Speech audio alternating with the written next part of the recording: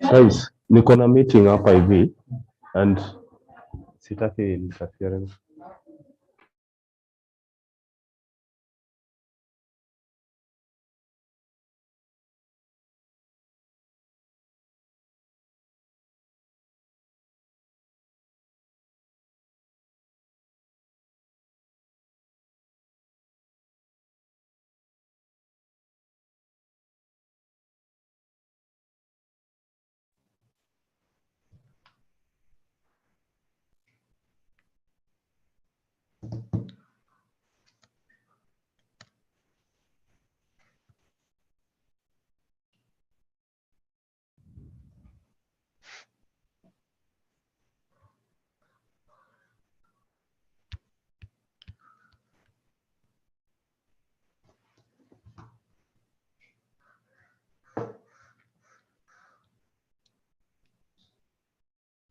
Hello, good afternoon, everyone. Thank you for joining us today.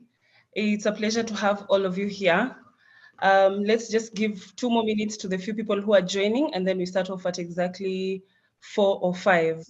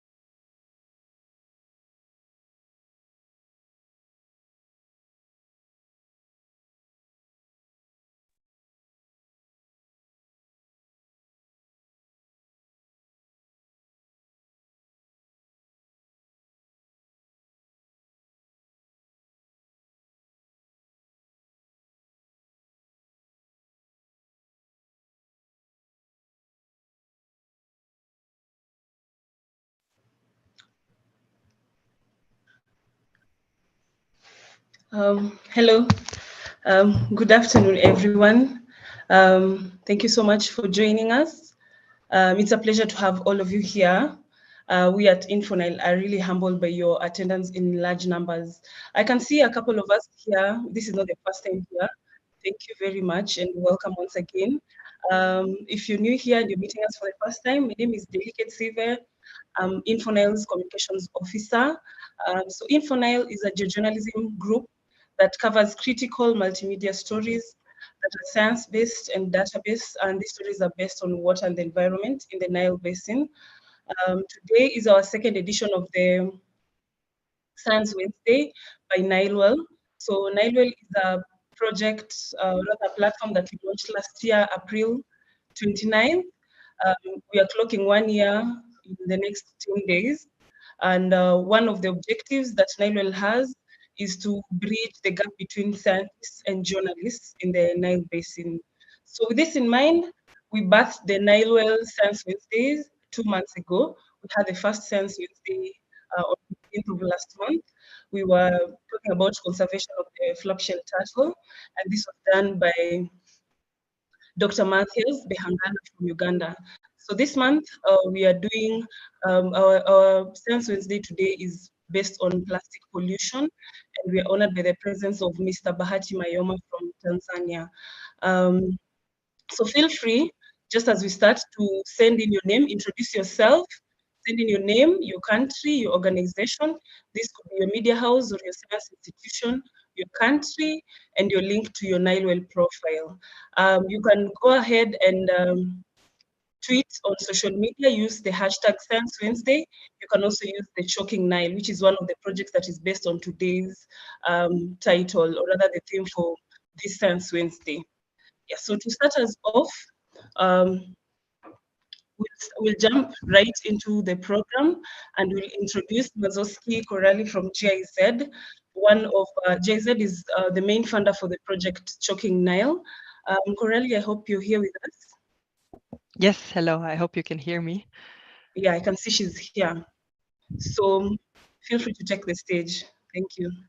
Thank you very much for giving me the opportunity to give some opening remarks. Unfortunately, I have some technical issues and I cannot put on my camera, but nevertheless, I'm happy to share some words. So my name is Coralie Maszewski.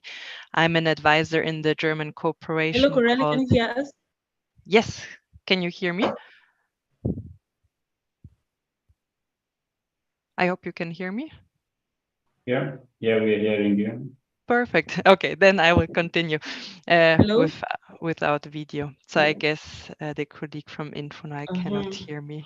I hope everyone else can hear me. I think Corelli is having a challenge.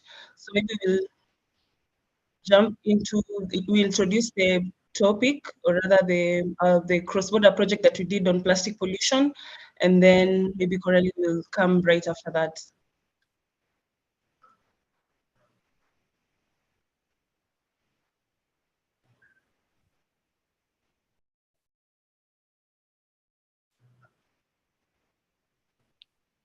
I'm glad to see in the chats that I'm heard, so I'm not sure if I should just continue. Yeah, actually, I can also hear you quite well. I suggest you continue. Perfect, thank you. So yeah, to continue with the opening remarks, great to see so many people here joining. So I'm an advisor in the BMUV support project on marine litter, and it's a project supporting the German Environmental Ministry in its international engagement to prevent marine and plastic pollution. So just to give you a little bit of context to the project and why I'm also here. So summarized, our project advises the Ministry on marine litter related issues. And we use international platforms and events, for example, to share knowledge like studies, experiences, like best practices. So here I would also like to thank InfoNile for this platform today to address this important topic on plastic pollution in the African region. And also regarding our project activities, we furthermore implement small-scale activities with different actors and in the sense of studies, for example, capacity development and pilot projects.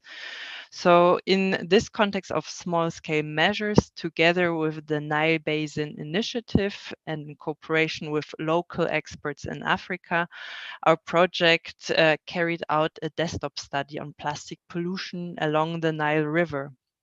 So the aim of the study is to increase the current knowledge on plastic pollution in the Nile Basin and also to support the development of countermeasures and recommendations for further action to prevent marine and plastic littering.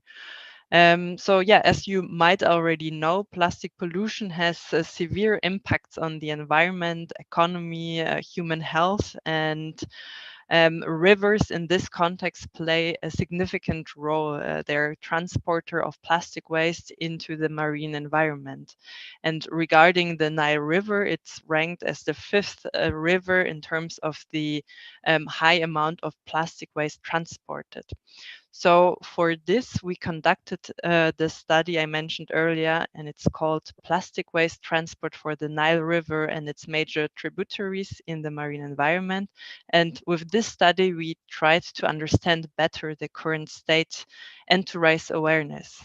And regarding this aspect of raising awareness, the problem of plastic pollution, for example, in the Nile Basin countries, should be given more attention. And that is why we also collaborated with InfoNile and prepared an article about this topic. So yeah, with that, I would like to hand over to the colleagues to present and give more information on this. Thank you very much.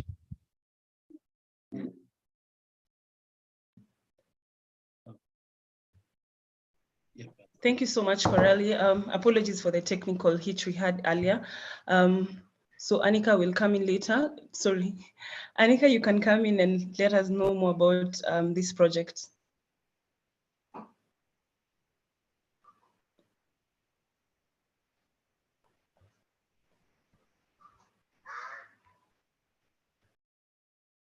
Okay, thank you so much. Delegate, can you hear me? Yes, we can hear you. Okay, great. So my name is Annika McGuinness, and I'm the co-founder of InfoNile. And we are really grateful to the support from GIZ that allowed us to produce the cross-border story, The Choking Nile, which we are officially launching today to coincide with the Science Wednesday on plastic pollution. So based on the study that GIZ conducted, we worked with local journalists in our network to report on the issue of plastic pollution along the Nile River and in the Nile Basin. And I'm just going to give you an overview of the story and share the link with you to check it out when you have time.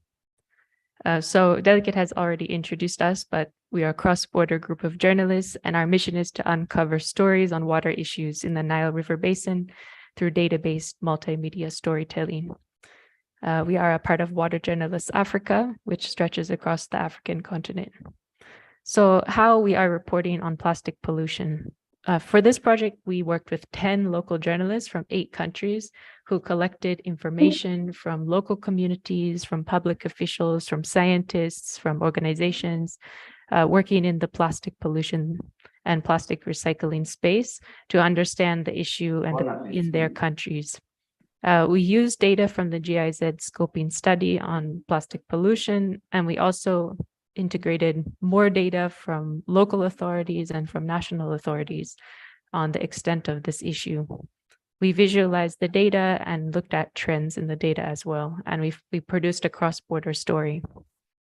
So the cross-border story is called The Choking Nile. This is the link to the story, and this is what the homepage looks like. It's quite an in-depth story. It has a lot of information, a lot of voices from the communities, a lot of data visualization, and also analysis on the legal and political environments in all of the countries as it relates to plastic. So these are the journalists who contributed reporting for the story from Ethiopia, Uganda, South Sudan, Rwanda, Burundi, Tanzania, Kenya, and Egypt. And these are the other contributors who supported with data visualizations, graphics, editing, communication, coordination, design, and IT support. So essentially, what did we look at? As Coralie was mentioning, plastic pollution is a huge issue in the Nile River Basin, especially coming from sources like bottles, bags, and industries. But the vast majority of this plastic does not biodegrade. It can stay in the environment for hundreds of years, degrading landscapes, damaging biodiversity, causing flooding, and impacting food chains. So the study that was commissioned by GIZ in partnership with the Nile Basin Initiative identified 29 marine litter hotspots in urbanized areas in the Nile River Basin. And what we were looking at was, what does the future hold for the Nile, the basin's lifeline, amidst this plastic pollution? So this is one of the maps that we produced, which shows all of the hotspots that were identified in the study. It's an interactive map, and you can check it out within the story. So what did we find was the current situation of plastic pollution? It's quite ubiquitous across the basin countries, and some of the sources come from domestic and industrial waste, markets, construction of roads and buildings.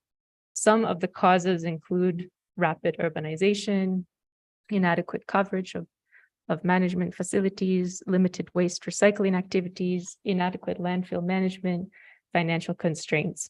and what is it affecting? Water quality, biodiversity, and even leading to plastic entering food chains. So this is another of the graphs that we produced inside the story, where you can see the amount of mismanaged waste per country.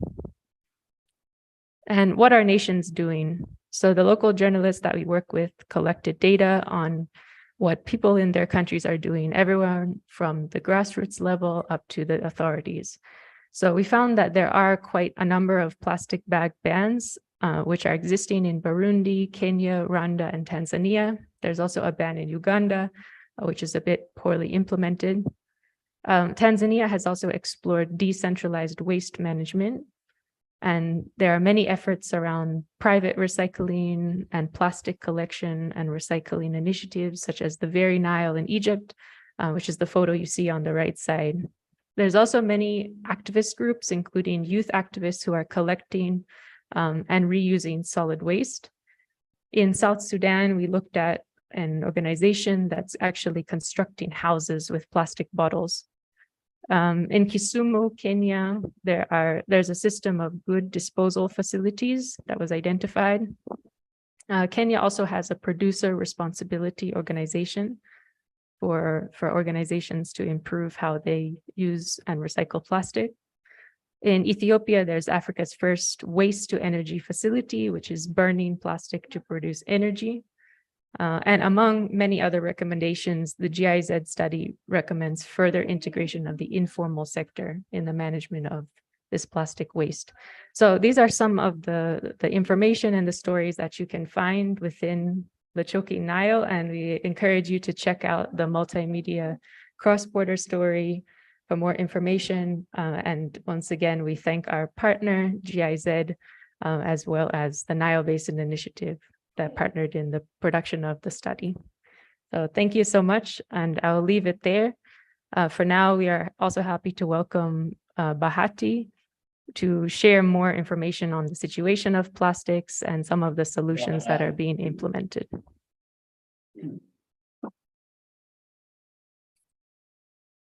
Okay, thank you so much, Annika. Before I let you in, I let Bahati share with us. I'd like you to get to know a little bit about who Bahati is. So Mr. Bahati is from Tanzania. His name is Bahati Sosthenes Mayoma. He has a master's in science, an academician, researcher, and consultant in the field of aquatic sciences from the University of Dar. Mr. Mayoma is passionate about clean seas, lakes, and rivers for sustainable development. So based on his presentation today, he's currently leading a participatory cleanup campaign titled Clean Shores Great Lakes Project. And this project is based on the African lakes, Great Lakes, that is Lake Victoria, Lake Tanganyika, and Nyasa on the Tanzanian side. The goal of this project is to reduce the influx of litter and increase community awareness by using media and the community at large. He has also actively participated in organizing research and voluntary cleanup campaigns against plastic litter in Tanzania, East Africa, and Western Indian Ocean region at large. Bahati, I know I cannot exhaustively say exactly who you are. The stage is yours. Thank you so much for the opportunity. I'm very happy and glad to be here today to present what we are doing currently. Let me now share my screen just to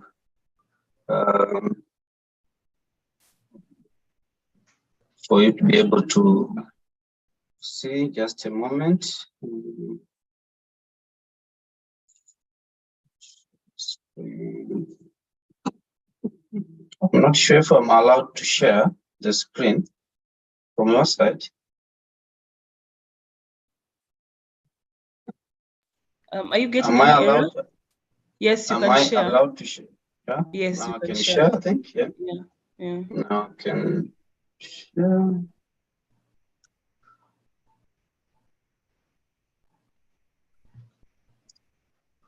And yeah, we can see it. Okay, in that case, I just need mine.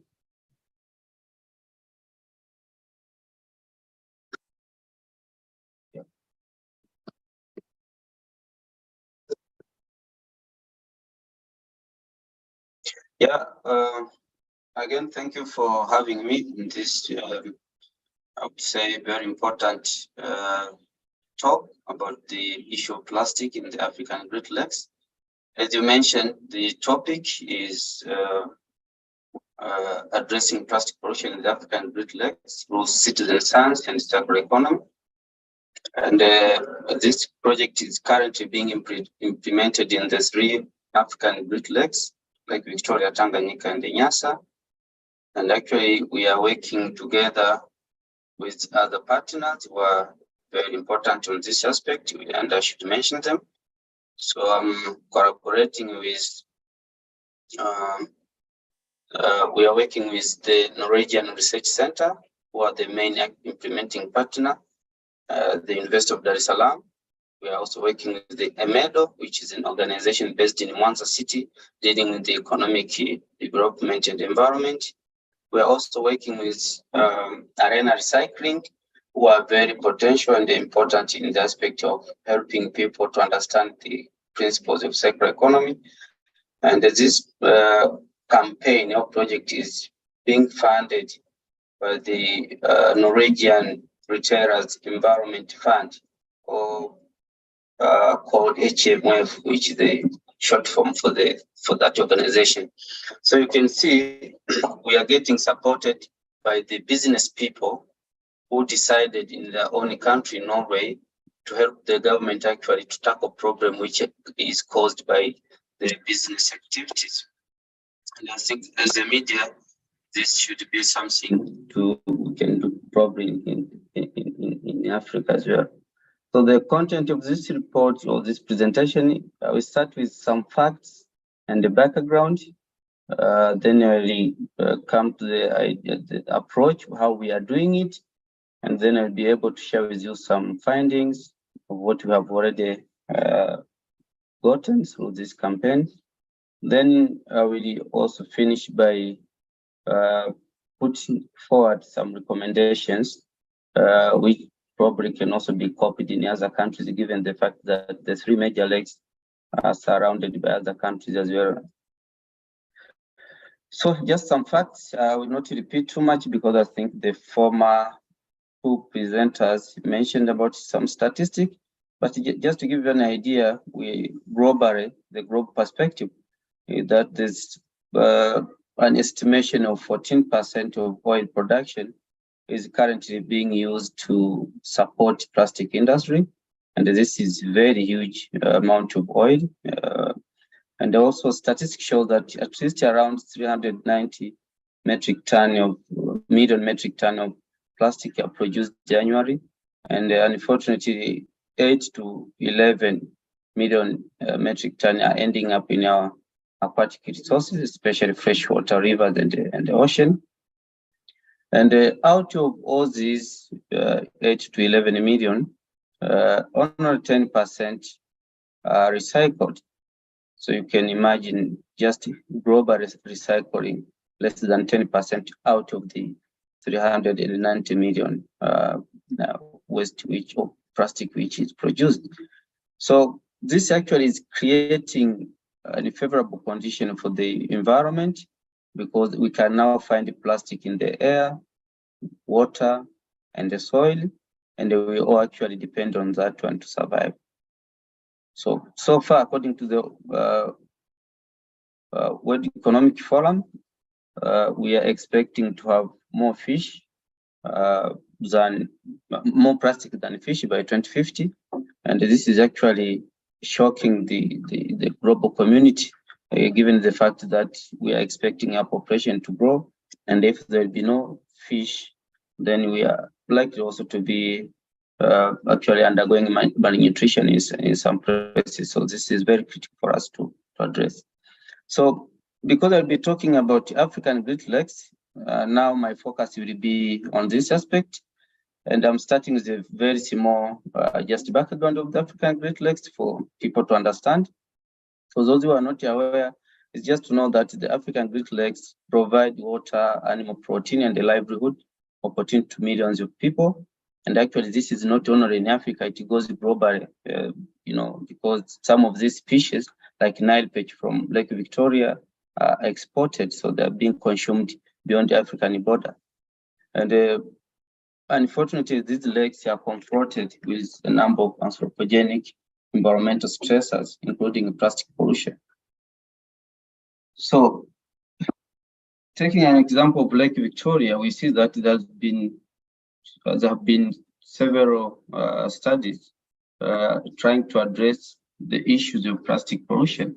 The first one being 2015 by Ngupula, the second one being 2016 by myself and a colleague. The last one, or the latest one, was in 2021, which was conducted in Ugandan water. So what you can see is that all the 4 studies which have been conducted, they all presented a substantial amount of plastic in the African Great Lakes, especially Lake Victoria. And this is actually creating some worries, especially for people who rely on fish and fisheries-related activities to support their livelihood. So in 2021, for example, we conducted a flip-flop expedition across the 3 countries. This was one of the, I would say, largest expedition ever in East Africa to deal with plastic pollution. We started in Kisumu and went to Uganda through Jinja, and then we went to Tanzania through Bukoba. Then we ended up in Mwanza. And you can see that plastic was found everywhere. So each sample we took and any place we collected, we found plastic. And unfortunately, we found even the small pieces of plastic called microplastic, or MPS, were found even in the depths which we did not imagine. For example, samples collected below 50 meters still showed that plastic was present in that area. So you can imagine how much is actually settling at the bottom. So despite all these quick facts about the scenario in Lake, in African Great Lakes, especially in Lake Tanganyika, you see that there is still uncoordinated enforcement. I think the previous presenters mentioned about how different countries, Tanzania, Kenya, and Uganda, have their policies to address the problem. But again, you find that there are a lot of loopholes which do not actually help the effectiveness of the policies which have been put in place. So as a result of these loopholes, we see that within the African Great Lakes, there are some countries which are now becoming the main source of influx of these banned plastic items. So as a result of this lack of information, and especially on this inactiveness of the member state, actually this led us to think and focus on the project which could address the problem. And that's how we were able to come together, North, UADCM, EMED, and Arena Recycling. We came together and actually applied for this funding from the HMF, which is the Norwegian Retailer Environment Fund, with the aim of reducing anthropogenic, especially plastic litter, along the Tanzanian shoreline, mobilize local communities, collect data, and actually come up with policy brief or data-led advice to the region and the national policymakers. And I'm very glad to hear or to see that the GIZ representative is here. I think this could also be an area where we could share what we have been getting from this side. So what are the approach with the model we are trying to do at the moment? So we actually implementing the so-called bottom-up model, where the small resources we have is more directed toward community sensitization and actual removal of the plastic from the environment.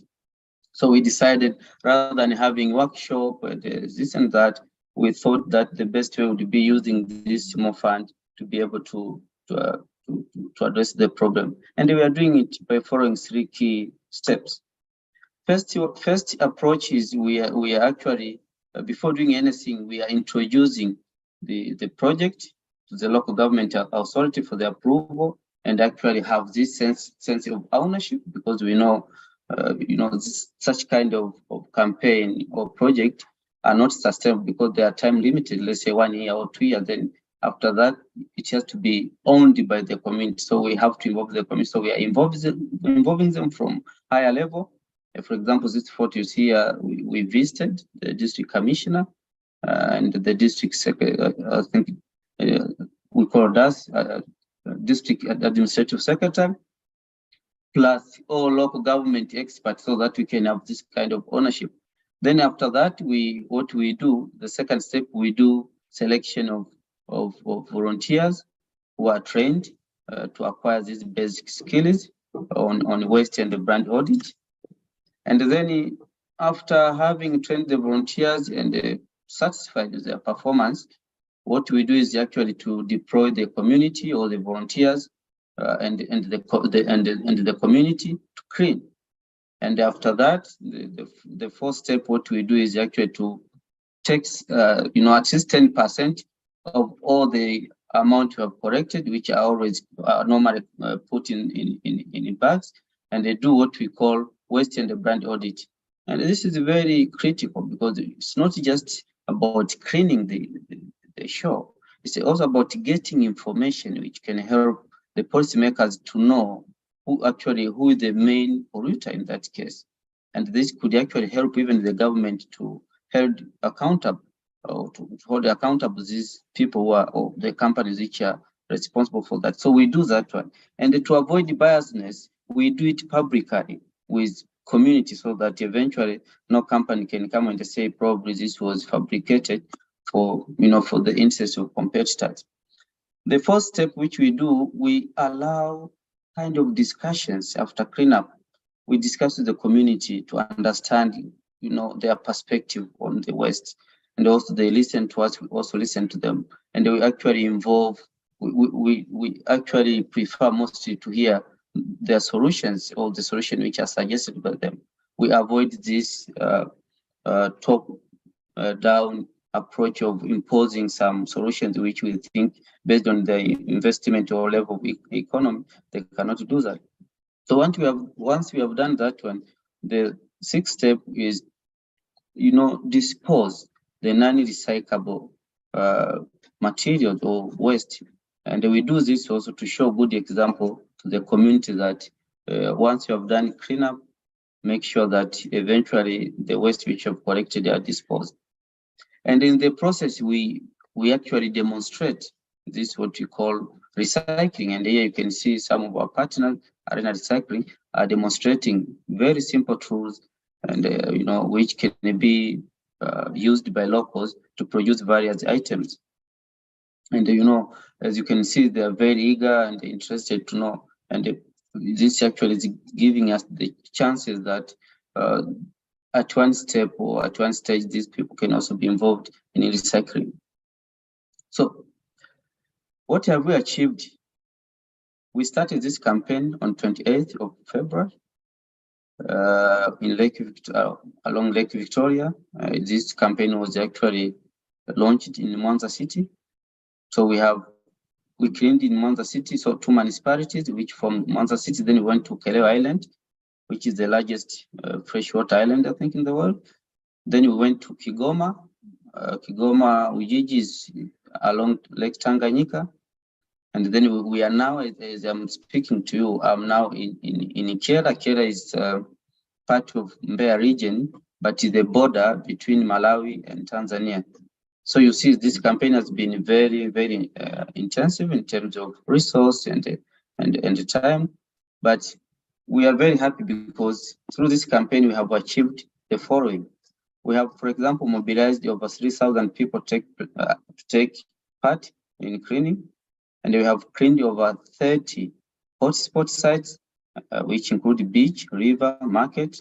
We have removed over 300,000 plastic items and audited actually those items which are equivalent to over 18 metric tons of plastic. We have also exhibited various products from waste or from plastic waste. And as we speak, we have already attracted the attention of youth and the women, over 300 youth and the women who are interested to take part in recycling. And for us, this is really very important because we want this to be sustainable after our campaign. We have also managed to attract leaders, political leaders, as you saw from the previous presentation, and we have actually worked with over 15 media, which have helped us a lot in reaching out to the community. Also, we have managed really to see some areas where we did this campaign. We are now getting feedback on the continuation of the cleanup campaign in our absence. Sorry, my computer is stucking a little bit, but I think it will be able,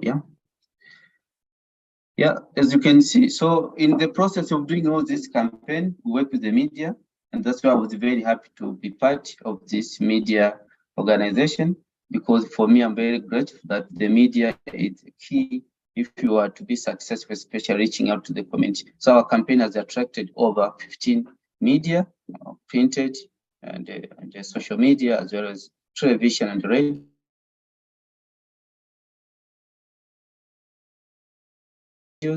Who really helped a lot in educating the community. So what did we find in the process? Because we haven't finished the cleanup, but so far, what we have seen is that people are increasingly aware of the problem compared to 5 or 6 years back. But actually, what they are saying, or what they are demanding from us and the stakeholders is the alternatives. They want alternative to plastic. Once they see a reliable alternative, they are very willing to abandon the use of plastic. And what we also realize is that areas where people pay waste fees, there's some sort of reluctance of these people to participate in voluntary cleanup. And probably the media could actually try to go further and understand what is the problem. Are they not trusting the system which they pay that money, or what is happening? I think this could be an area of further investigation by the media. But we also realize that the single-use plastic, which are currently prohibited by the law in Tanzania, Kenya, probably and Uganda, they are still there, and they are coming from within the member state. So this is actually a big problem. So we also found that there are a lot of abandoned, or sometimes we call it abandoned, lost, or discarded fishing gears, especially the monofilament, which are very dangerous in fisheries management. And actually, there is a need for urgent attention to address this problem. The other thing which we found is that the non-recyclable materials from energy drinks are widely collected. I cannot mention the name of the company, but this is something which will come out as we finish this phase 1. We'll be compiling the data to be sure who is who, and I think we'll be able to involve them. But the common energy drinks here in Tanzania and some of the neighboring countries are found almost everywhere. And probably the media could also help us to know, is it safe for people to drink energy drink, to have energy drink every time they need, or is it some threshold? And probably this could have health implications. That's why I have highlighted here for the media to look into the driving force for the youth to drink this or to take in these energy drinks. We also found that some remote islands or remote areas and islands have no adequate waste facilities. So there's no way. People are actually saying, if no facilities, so where should we take the waste? So some of them, they end up burning them or probably burying them. And this is also not sustainable to the environment. The other thing is that the involvement of journalists from our perspective is very useful if we are to achieve any cleanup and community awareness. Here are some of the recommendations which we thought would be helpful, probably, as we are still in the process of conducting this campaign. What we have realized is that there is an urgent need for joint regulatory framework for the riparian states. As I mentioned, Tanzania and Kenya and Uganda, they share Lake Victoria, but you have Malawi and Tanzania and Mozambique, they share Lake Nyasa. Then you have Congo DRC, Tanzania, Zambia, Burundi, they share this Lake Tanganyika. So If one country is regulating, but the other country is not doing it, there's no way we can solve this problem. And a good example is here where we are in the border between Tanzania and Malawi. The other side of the Lake Nyasa in Malawi, I think they don't have a clear policy against plastic, but we are sharing the resources. Although Tanzania has put in place a strict ban, but we see that there will still be doing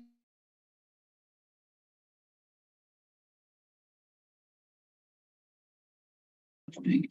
The other thing, which the marketing for the product is key to attracting more use. People have been asking, yes, we can be involved in circular economy, we understand, but where are we going to sell the product? So I think it is the role of the media as well to help us tell people that whatever has been recycled has no difference with the other products, so that eventually the market should be the key driving force to actually push more use to join the business, because otherwise, without selling, they will not be able to participate.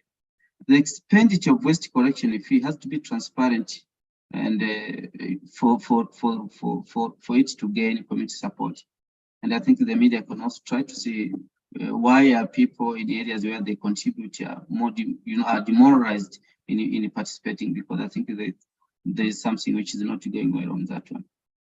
And way forward, almost finishing. So phase 1 of the campaign is ending this month, but we are also starting phase 2, which will be targeting dry season, which will begin this August and end this September.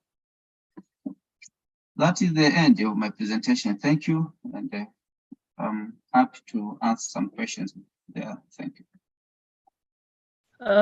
Thank you so much, Bahati.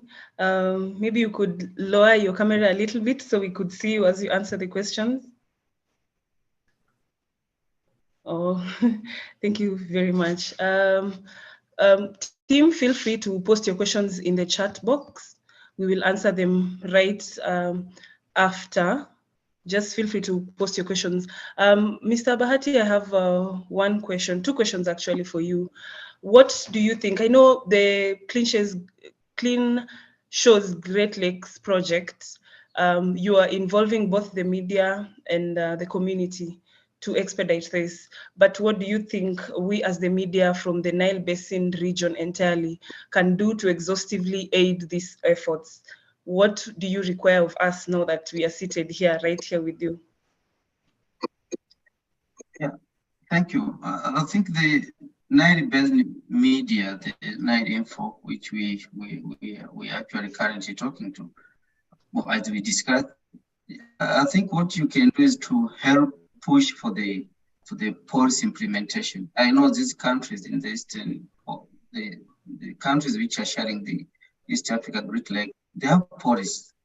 And what is actually lacking is the information probably. They need to have like a lot of noise from the other stakeholders, like the media and the environmental activists, because for politicians, for them sometimes it's easier to not to take serious the issue of environment, because they know by so doing probably they will be losing some voters. But from environmental perspective, we think that it's not right what they are doing, because they should be taking action. And as long as these water bodies are interconnected, I think the media has a chance of helping, pushing for the policy dialogue among member states, so that they have common, I would say, policy, which can help now solve the problem, rather than each country having different policy in place. Thanks. Okay, thank you so much for that. And we also understand that this project is currently running in Tanzania. How do you think this project is relatable or relevant to other Nile Basin countries? We understand most of us share the Lake Victoria and the Nile Basin at large. How do you think other countries can borrow from the same idea? Is it a copy paste and paste kind of idea? Yeah, I think that's what we intend in this presentation, and that's why I've tried to demonstrate the method we are using. I mentioned, for example, some of the projects normally are not so much successful because probably some funding is most of the fund is is going probably to higher level meetings, this and that. So we came up with this idea that we can still have small grant or fund and they do big job. And for me, I would say what we are doing at the moment should be like a pilot for other countries. If Uganda want to do the same, it will be easier because we have designed it and we have implemented it. So we know the strengths and the weakness of the method we are using. So it will be easier for the neighbors, especially Kenya, Uganda, Malawi, Congo, DRC, Burundi, to just discuss with us and we can help them on how to implement. But we are also calling for the collaborative efforts. It's very difficult to address the problem of a transboundary resource based on individual initiative. So we started, but this should be a bridge, should pave way for more collaboration. And I think having a joint campaign like this, which is done across countries, will be very helpful rather than being done in individual countries. Thanks. Okay. Akuzibwe Peter is asking, thank you, Bahati. This is good work. My question is, what about the rest parts of the Lake Victoria, like in Uganda? Because in Uganda, plastic pollution is also a problem. I think you've mentioned it in terms of collaborating and pushing policies, but you can add on. Yeah, I think we are actually calling upon for scientists in Uganda through this platform, because I think the InfoNile is like a bridge where scientists can find colleagues easier. So I think it's time now where we can have this joint project, and we are very, very happy and willing on behalf of my team to partner with whoever want to partner, and they share the know-how. Okay. There is a question about anyone who'd like to read more about Clean Shores Great Lakes. There is a link that has been shared by Zagaro Emanuele. You can check through the chat box. Zagaro, you can also post it a second time. There is a question here which has just disappeared. Just a minute. Yeah. Emmanuel Leona is asking, apart from recycling, which is I believe is not a solution to use plastic, what are the traditional ways? What traditional ways did you use during your research that can be adopted by local communities to protect water bodies from pollution? What can the various governments do to minimize plastic from getting into the water bodies? Yeah, thank you so much. I think what we saw, as I mentioned, we are also not happy or interested in trying to impose, top-down solutions to the local community. So what we normally encourage is to remind people that before plastic, there was life. People used to go shopping even before plastic. So we are encouraging them actually to go to their traditional way, where they can buy using sustainable items, which they used to do. And some of them even told them, do you really need to have, 2 tomatoes packed in a plastic bag? This is something you can take your own, bags or traditional bag or whatever, easier material, and they go and they buy. So we are trying to encourage, and they see it. And you see people are saying, I think they've been taking for granted and they need change. But the community, they need a lot of push again, or frequent reminders so that they can change and probably adopt. About the government of East Africa, I think the East Africa Federation has various means, and one of the issues which can help is to have a common, I would say, policy addressing this problem. Uganda is doing well, but as you mentioned, or as the previous presenter mentioned, I think there's some relaxation if you compare probably to Kenya and Tanzania and Rwanda, for example. So I think once you have decided, or once the countries have decided to come up with a standardized policy to address this problem, I think it will be solved easier. Okay. A couple of questions coming in, Bahati.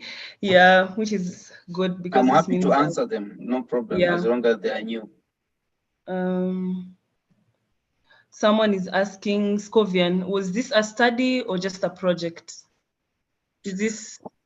Yeah, that's very good. It's a two-way traffic, I would say. We are doing it as a project, but also collecting or gathering information, because that's why we are doing waste and the brand audit.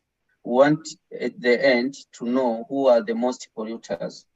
and then we can actually advise the government based on the data, because without the data, nobody is going to listen to you. Then the government can use that data to enforce, at least expanded the producer's responsibility, which for you to be able to implement, you have to have information. And to avoid some kind of contradiction remarks from producers, we are working with the community. That's where we see we are doing everything openly. And we are working with the local government of that respective area. So if there's any due diligence of how this was done, it will be actually easier obtained from the local government. So we do a project to help reduce it, but as well as collecting information for the policy changes. Okay. I don't know whether we still have time to attend to all these questions, but there's one asking, how is this project engaging policymakers and education institutions for sustainable solutions? Question number 2, how do you use media for campaign continuation rather than just call journalists during your event like you did in Kigoma? Yeah, so that's very good. I think we are working with the district, as I told you. LOGA is a local government authority where they have education, officers. So they are also getting that information for the student. And we are actually phase 2, for example, will be focused the most on dialogue and discussion with students, where they will have time to come up with innovative solution to it. So that is aimed or planned for phase 2. But phase 1 was mostly on removing so that we have data, but also engaging the authority, but we have dialogue in the future with policymakers after having collected the information so that they also see what we have in the environment. Because sometimes the policymakers, if you don't have information to present, they will say maybe there's no problem, but with the data, they can actually listen. And that's where we are expecting more support from the policymakers. Okay, this comes as a commendation for what you've done. Franco Yugi says he likes your sensitization approach, especially for the rural fishing communities.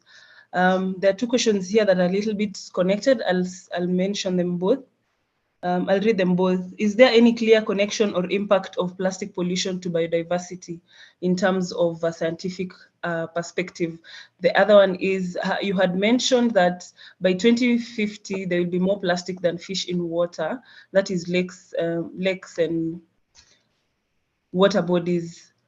How much plastic do you think are settling in these waters? Do you have data for this?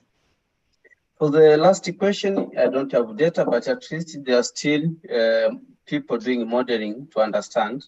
But at least we know that every year between 8 to 11 million are entering our water every year. And the projections, if you take that one, and if you combine in 30 years to come, then that amount of waste which is entering is likely to exceed the amount of fish, because there are people from fisheries who know that the population of fisheries is declining, but the population of people is increasing. So if you put the 2 factors together, it is easier for the expert doing modeling to tell.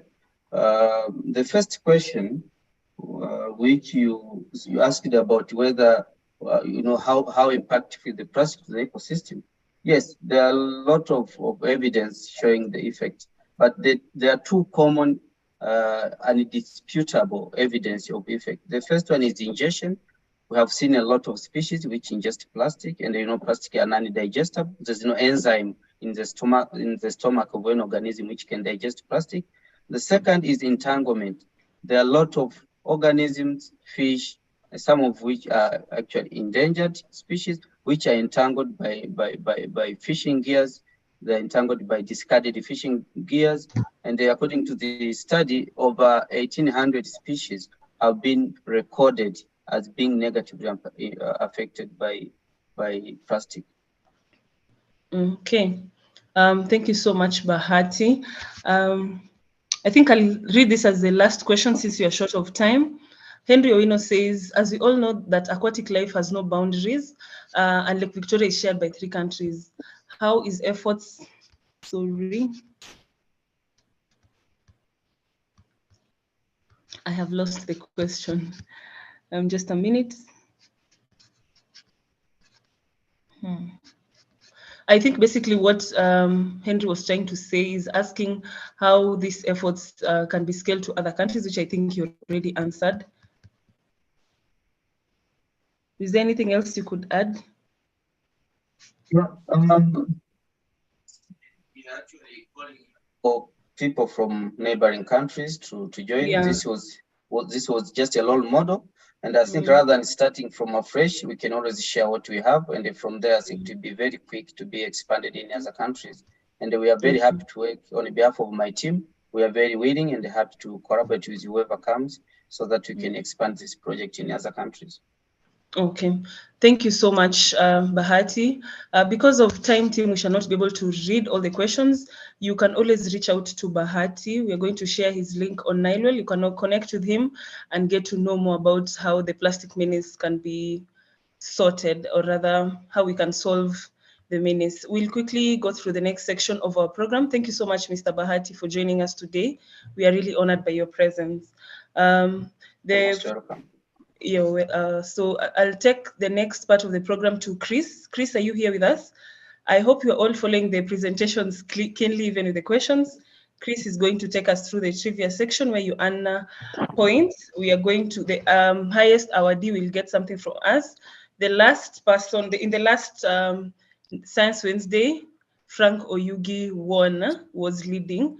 Frank, we'll get back to you, but the points keep accumulating.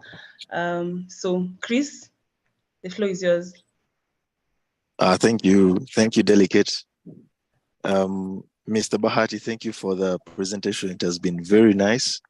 I hope I've picked quite enough things from there. It was very, very nice. Yeah. So I'm taking you through the trivia questions for today's Science Wednesday. Deli, how are we answering? Is it random answers? Is anyone just does anyone just answer, or we choose someone to answer the questions? No, the floor is open for everyone. The first person to get the question right gets points. So the one who gets the most number of questions carries the day. All so right. You just type in your questions in the chat box. We have 5 questions. All is related to what has been talked about in this meeting.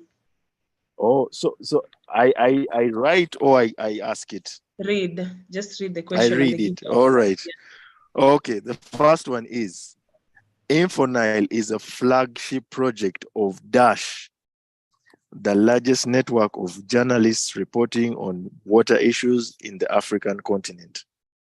So the dash is what I want you to fill in.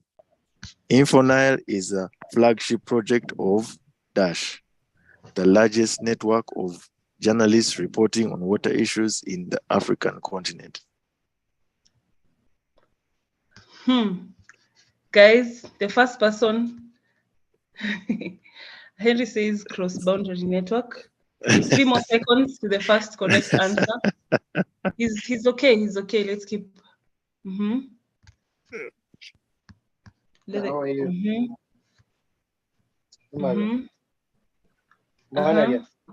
2 more seconds.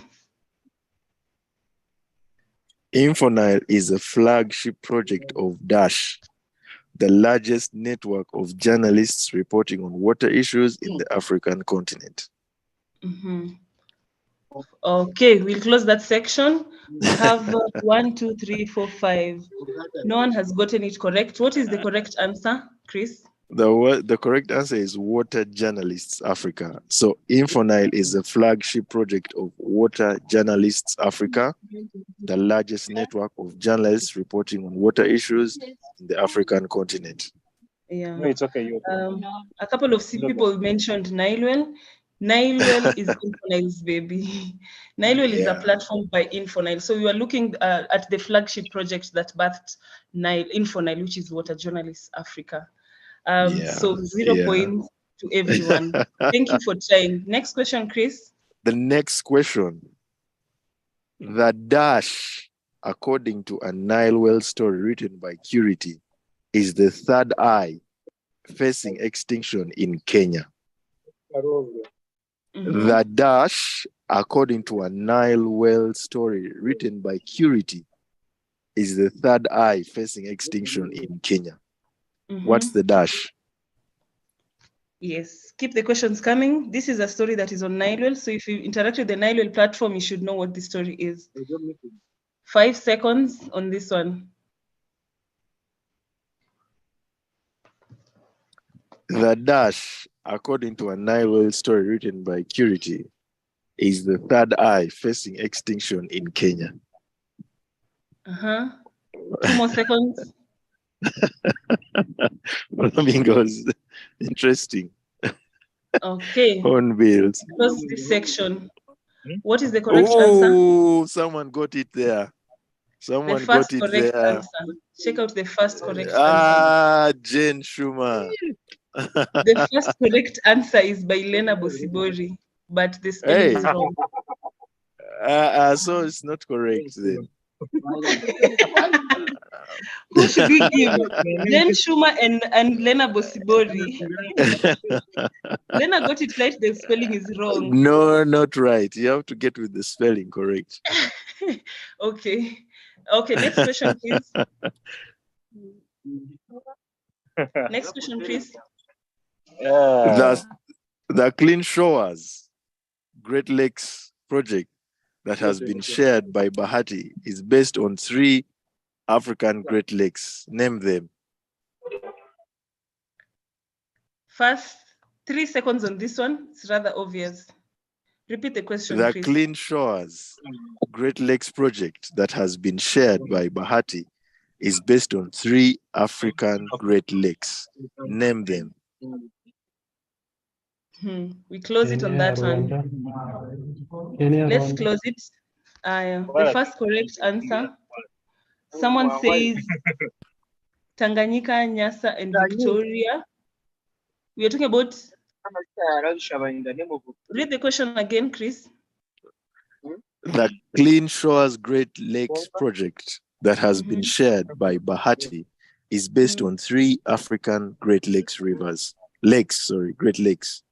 Name them. The 3 Great Lakes. What are the answers?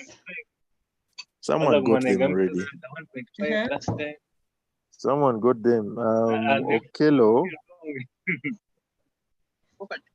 Okello Jesus. Okello Jesus seems to have got them correct. Victoria, Tanganyika, and Nyasa. Yeah. Victoria, Tanganyika, and Nyasa. Okello Jesus got it right. Yeah, but I can see Shadia also got it right. Shadia Ruben, Tanganyika, Victoria, and Nyasa. Shadia got it first. Okay. Really? Yeah, okay. Yeah, Oh, Shadia yeah. Shadia Ruben got it right. So Actually, Amina got it right. Amina. At the top. But in actual sense, okay. Yeah. Amina. So Yeah. let's say 3 people got it right. What do you say? No, but you need the first correct answer. The Amina first is the first one. Okay. Okay. All right. Yeah. Sorry, good job though. Good job. Yeah. Go to the next question. The Flippy Floppy expedition in which Mr. Bahati was part of was conducted in along Lake Victoria, Ripon states. Name them. The Flip Floppy exhibition in which Mr. Bahati was part of was conducted in 2021 along Lake Victoria's Ripon states. Name them. There is someone who is whose mic is on. Not that I'm stupid, but what if what? I thought it was. There's a gentleman whose mic is on. You are boss and my mute boss your mic. over to me. Andrew Mwesigwa. Andrew. Okay. I've muted All him. right. Okay.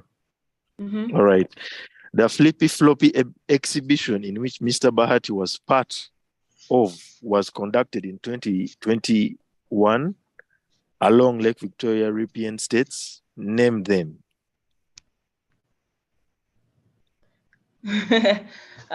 So who comes first? What is the correct answer? This one was pretty easy. The Flippy Floppy. There we are already. Yeah. Baluku is the already first correct. Answer. I see Baluku here. No, the first. Look at the first one. Oh, mine coming later. Sorry. Yeah, so it's Mr. Amos. Hey. No. Mine coming later. 503. So it's Delhi. Delhi, you tell me. I can see there's K. Emmanuel Yona. Yeah. Kenya, Uganda, and Tanzania. No, but what time did you read this question? Amina got it first. No, Kevin Omolo got it first. Kevin. Kevin Yes, I also Omolo. see Kevin. Yeah. I also see Kevin. So there's Kevin. There's no one who has managed the best. Kevin Omolo, there's Jane Schumer, and there's who else? And Amina. Yep. They All are right, drawn. let's go for the last one. The last question. All right, this is the last one, guys. This is the last one. To break the tie. We only need now, one. Now, Delhi, you're the one who's going to tell us who is the first one. Me, Okay. It seems mine are coming in late. All right, let's go. Okay. In which town or city was the Clean Shores Great Lakes campaign launched? In which town or city was the Clean Shores Great Lakes campaign launched? Let's go. Let's close this one. We are done. Elias Muhumuza has gotten it right. Wow. That's good. Muhumuza has gotten it right. So thank you so much, Chris, for the questions. Thank you for so having much, me. Tim. Yeah, you're welcome. Thank you so Guys, much, well Tim. done. Yeah. This one was hotly contested today. We don't have a winner. We have 4 people who have all gotten the same number of points, 5, 5, 5.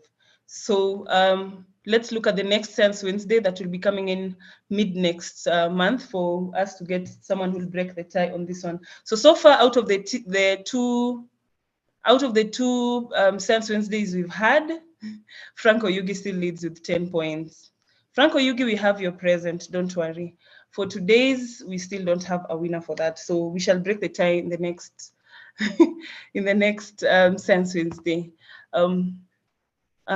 So we have come to the end of today's Science Wednesday. I hope Fred is with us today. Fred, are you here? Okay. Thank you so much, Tim, for joining us today. We shall post all the resources on the Nilewell platform. Make sure you create an account there. We're going to share the links. And then we're also going to share the resources for today's session on both on our social media and on the link here. We are grateful for your active participation. See you next month. Have a great evening. Bye. Thank you. Hey, bye, guys. Have a good one.